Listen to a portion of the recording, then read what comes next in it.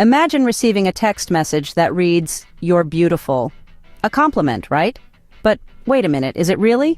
Let's dive into the world of English grammar, where even a single misplaced apostrophe can change the entire meaning of a sentence. Your and your may sound alike, but they have different meanings and uses. Your is possessive. It's used to show ownership, like your car or your book. On the other hand, your is a contraction of you are. It's used when you want to describe someone or something, like you're smart or you're funny. So if you say you're beautiful, you're actually referring to something beautiful that belongs to the person you're addressing. But if you say you're beautiful, you're complimenting the person. So next time you want to compliment someone, remember to say you're beautiful, not you're beautiful, unless of course you're talking about their beautiful something. Now let's move on to another commonly confused pair, it's and its. These two little words may seem identical at a glance, but they have distinct roles in English grammar. It's, without an apostrophe, is a possessive pronoun. In other words, it shows ownership. For example, the cat chased its tail. Here, the tail belongs to the cat, hence we use its. On the other hand, it's with an apostrophe is a contraction of two words. It is or it has. For example, if we say it's raining, we're really saying it is raining. Or it's been a long day, where what we really mean is it has been a long day.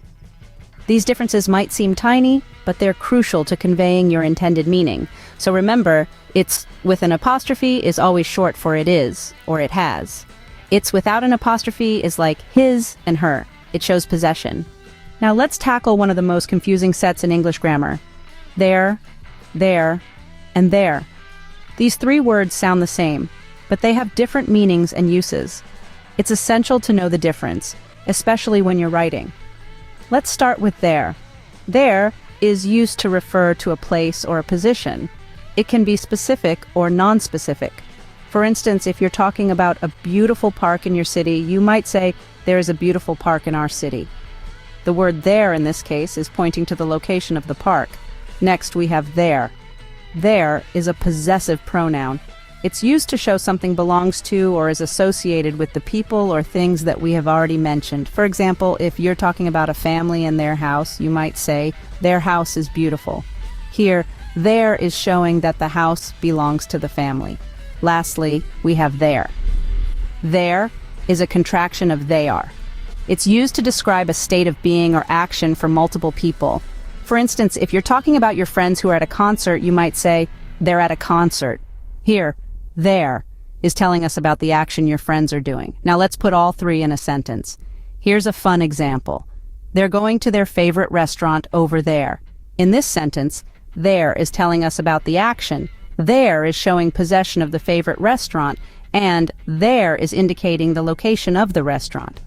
It's important to remember these differences when you're writing.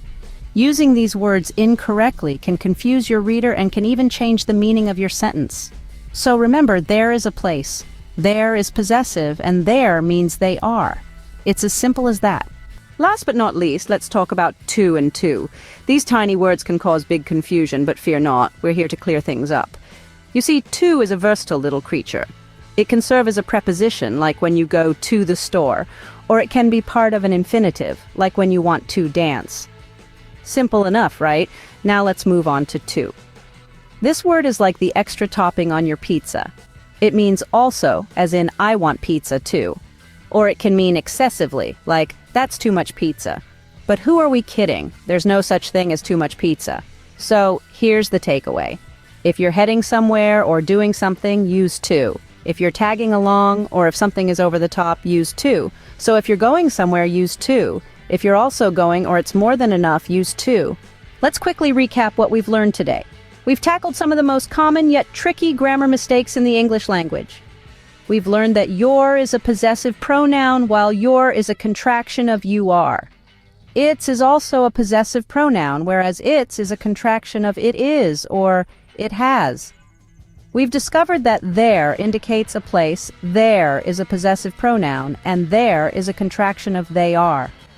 Lastly, we've distinguished between to as a preposition or a part of an infinitive, and to meaning also or excessively. Whew, that's quite a bit to take in, isn't it? But don't worry, with practice, these will become second nature. Remember, good grammar might not seem like a big deal, but it can make a huge difference in how others perceive you. So keep these rules in mind and impress everyone with your flawless English.